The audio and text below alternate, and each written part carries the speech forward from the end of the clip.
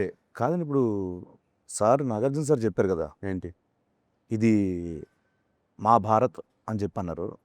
అది నేనన్నాను. ఓ మీరు అన్నారు కదా, సారీ. నేను అంటే ఒక్కోసారి కన్ఫ్యూజ్ అవుతుంటాను. అది నేను ఫ్లోలో ఏదో అనేసాను, అది న్యాచురల్గానే వచ్చింది. ఓకే, అంటే చాలా పెద్ద స్టేట్మెంట్ అండి అది. డిస్క్రైబ్ చేయండి దాన్ని ఎలా. ఏం లేదు, నాట్ మై మన డైరెక్టర్ నందు తను ఆ రామాపురం ఊరి నుంచి వచ్చి అక్కడ ఆ రామాపురంలోనే ఒక చెట్టు కింద ఏదో కథ రాస్తాడు. ఆ కథ ఏమో మహాభారతంలో తయారైంది. ఒక హీరోయిన్ గురించి ఒక 2-3 క్యారెక్టర్లు కాదు, ఒక 10-15 క్యారెక్టర్ని లేయర్స్లో యాడ్ చేసి, అవునండి, కురుక్షేత్రము ఇది అది అన్నీ యాడ్ చేసేసి, అంటే one of a kind story ఇది.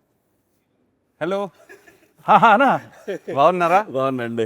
ఆయన రండి కూర్చోండి, ఎంట్రీ చేయండి. నేను సాంగ్ మాత్రం రెస్పాన్స్ హెచ్చరిపోయింది. కూర్చోండి అన్నా. Sorry sorry sorry sorry sir, entry almost అయిపోవచ్చిందన్నా.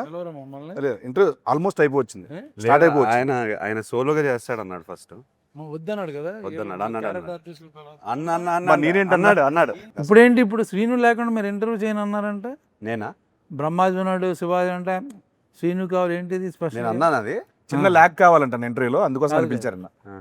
విన్నాను నిజంగా. విన్నారా? కంపల్సరీ ఆయన ఉంటే ఆయన డేట్ నేనైతే తీసుకుంటే వినలేదు. ఆయన లేడు. నేను వినలేదు అన్నయ్య. నేను విన్నా, ఎందుకంటే గెటప్ శ్రీను లేకుండా నేను అదిగో సినిమా అవలేకపోతున్నాను. యాక్చువల్లీ మన సినిమా చేయనన్నారు. నెక్స్ట్ సినిమా కూడా గెటప్ సీన్ కావాలి, కమింగ్ 10 సినిమాస్ సైన్ చేపిస్తున్నారన్న. పెన్ పేపర్ కూడా వచ్చింది దగ్గర. నేను మొన్న ఫ్రీ చేస్తారని అడిగా, శ్రీను గారు లేరండి అంటే. శివాజీ గారు బ్రహ్మాజీ గారు ఉన్నారు అన్నారు, శ్రీను గారు లేరండి. ఆయన యాంకర్ అండి దీనికి. ఆయన షూటింగ్ చేసుకుంటున్నాడు. సెంటర్ లో ఆయనే కూర్చున్నారు కదా.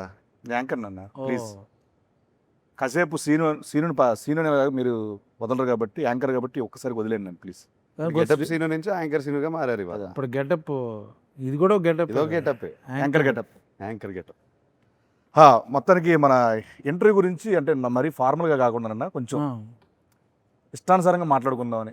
సెట్లో ఎలా మాట్లాడుకుంటాను, కొంచెం టోన్ మార్చేస్తే బాగుంటుంది, లేకపోతే వచ్చి కొడతాను. ఏదన్నా పెద్ద యాంకర్ లో ఫీల్ అయిపోయి ఇలా మామూలు సీనులో మాట్లాడి, యాంకర్ అంటే ఇలా కూర్చుంటారా ఇలా చెప్పండి. సీనులో మాట్లాడితే పని అవద్దు చెప్తున్నా నా దగ్గర. కాదన్న, ఫార్మల్గా మాట్లాడుకుందాం అన్న బేసికల్. నేను నమ్మరు అది. సరే తిన్నాం. సరే, ఇక్కడ క్వశ్చన్ వచ్చేస్తుంది సార్. ఇప్పుడు చెప్పండి గారు, చెప్పండి సార్. ఈ వచ్చారు, భాగ్యశ్రీ గారు వచ్చారు. అయ్యో sir,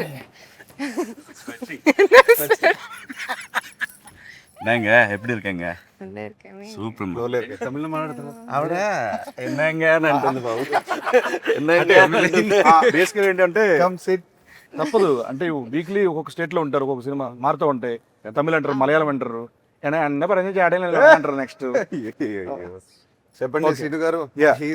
he's are anchor for today. Hi sir, ఎలా ఉన్నారు? బాగున్నారు, సూపర్ అండి. తెలుగు చూసారా ఎంత ఫాస్ట్గా నేర్చుకుంటున్నారు.